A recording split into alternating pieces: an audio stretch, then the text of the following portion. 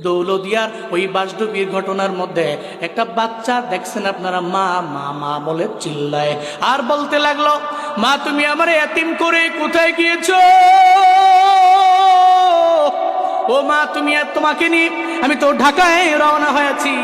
যখন বাসটা নদীর মধ্যে পড়ে গেল, ওই জায়গার মধ্যে মা একটা বারো নিজের জীবনের কথা মা চিন্তা করলো না।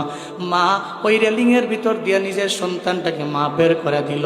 মায়ের মনের মধ্যে চিন্তা, আমার পোলাটা একটু বাইচা যাক, আমার পোলাটা সাঁতার যেহেতু কাটতে পারে, ওর সাঁতার কেটে একটু পারে যেতে পারবে, সবাই তারে দৌড়াদৌড়ি করে ওপরে ওঠাবে।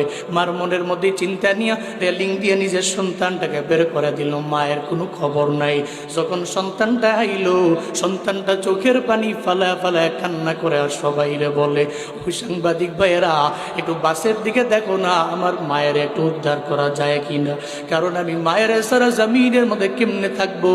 আমি মায়ের সঙ্গে রওনা হলাম, ঢাকায় যাব, কিন্তু যাওয়ার পথে আমি তো বেঁচে গেলাম, আমার মা তো বেঁচে নাই, আমার মা তো জমিন থেকে বিদায় নিয়ে মনে হয় চলেই গেল। এই দৌলদিয়ার ঘটনা তোমার আমার স্মরণ করে দেয় মরণ তোমার আমার কি পরিমাণে কাছে আমার আল্লাহ অসহায় বানাইতে দেরি করে না। হঠাৎ করে আমি দুনিয়াছি, আবার তো আমি চাইলেই হঠাৎ করে আমার আল্লাহ চাইলেই আমি গরিব হয়ে যাব। এই জন্য এই চিন্তা নিয়ে তাকাব্বুরি করা যাবে না, বাহাদুরিও করা যাবে না, কারণ মরণ চিরন্তন সত্য ব্যাপার। তবে কোন জায়গায় হব আমি আপনি জানি না, যেহেতু জানি না তাহলে আমার আপনার দ্বারা জীবনে কোনোদিন তাকাব্বুরি আর অহংকারী মানায় না।